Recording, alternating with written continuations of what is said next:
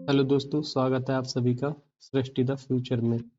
अभी एक बहुत ज़्यादा चर्चा का विषय चल रहा है, अरावली की पहाड़ियाँ। ये टॉपिक ऐसा है जिसने पूरे देश की आत्मा को झकझोर कर दिया है और सभी लगभग लगभग इस पर वीडियो भी बना चुके हैं। लेकिन हम आज इसको एग्जाम की दृष्टि से देखते हैं। जितनी भी वीडियो है वो हमारे इस काम की है कि ये इसलिए उपयोगी है, इसलिए उपयोगी है, लेकिन हमें क्या देखना है, हमें उससे क्योंकि ये करंट का विषय बन चुका है और इससे क्या आएगा, क्वेश्चन आएगा ही आएगा। तो हम अरावली पर्वत की एक वो देखते हैं कि सबसे पहले ये देखेंगे अरावली जो है ये इसका टाइम क्या है कि ये कब से है।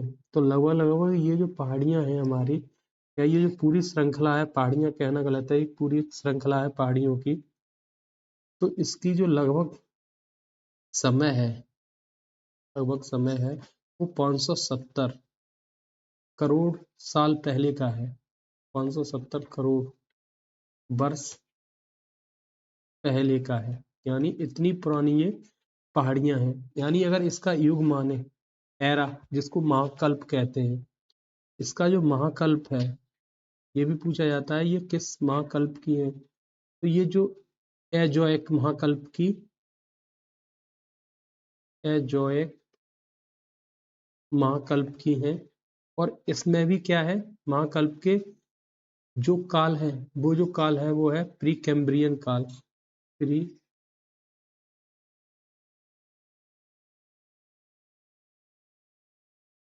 कैम्ब्रियन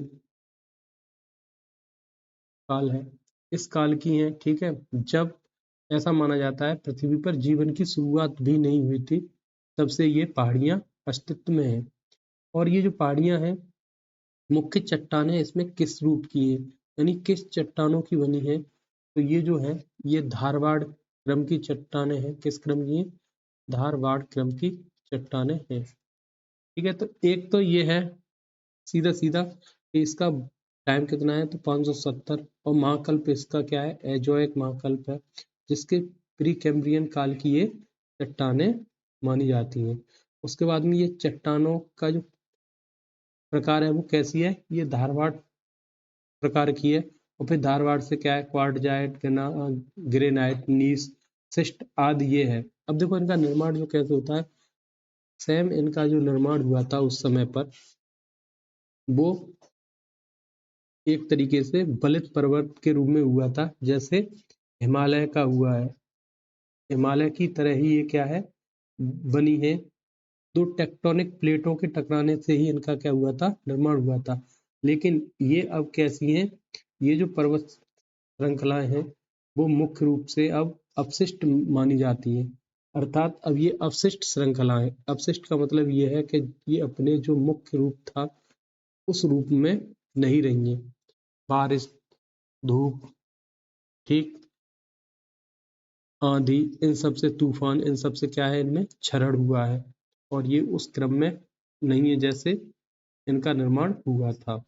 अब देख लेते हैं कि ये पर्वत श्रृंखला का विस्तार कहाँ से कहाँ तक है, विस्तार या स्थिति। तो ये हमारा भारत है, ये गुजरात है, गुजरात से ये ऐसे चलती हैं, ठीक। इधर मरुस्थल रह जाता है, इधर नदियां रह जाती हैं, आपकी लूनी नदी हुई, ठीक है।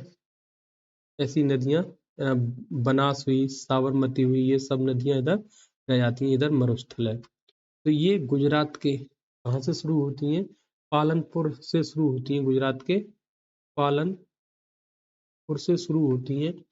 और ये कहाँ, दिल्ली के एक जगह है दिल्ली में, मजनू टीला, मजनू टीला, ये वहां तक जाती है। लेकिन इसका 80% भाग कहाँ पर है, ये आपका 80% भाग राजस्थान के अंदर है। बाकी के 20% में ये आपकी 20% में ये आपकी गुजरात, ठीक, और दिल्ली में भी है, हरियाणा में भी है ये। अब जो बात आती है कि इसकी स्थिति मतलब दिशा क्या है, देखो अगर आप ऐसे देखेंगे तो ये क्या है, दक्षिण पश्चिम से शुरू होती हैं और कहाँ तक जाती हैं, उत्तर पूर्व तक ये जाती हैं। तो इनकी दिशा क्या होगी, दक्षिण पश्चिम से उत्तर पूर्व की तरफ इनकी विशेषता हो गई, वो विशेषता नहीं, दिशा हो गई। अब ये क्या है, इनसे संबंधित इन पे एक सबसे ज्यादा क्वेश्चन जो पूछा जाता है वो पूछा जाता है गुरशिखर। गुरशिखर, जो गुरशिखर चोटी है वो इसकी सबसे ऊंची चोटी है जिसकी ऊंचाई है 1722 मीटर। अभी कंट्रोवर्सी यही है कि 100 मीटर से ऊपर वाली जो है चोटियां उनको चोटी नहीं माना जाएगा। सुप्रीम कोर्ट ने ऑर्डर दिया है इसी क्रम में। तो सबसे ऊंची है, इसी पर दिलवाड़ा का जैन मंदिर स्थित है। जैन मंदिर इसी पर, ठीक है।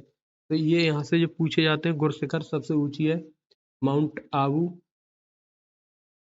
माउंट आबू पर है, सिरोही में स्थित है माउंट आबू,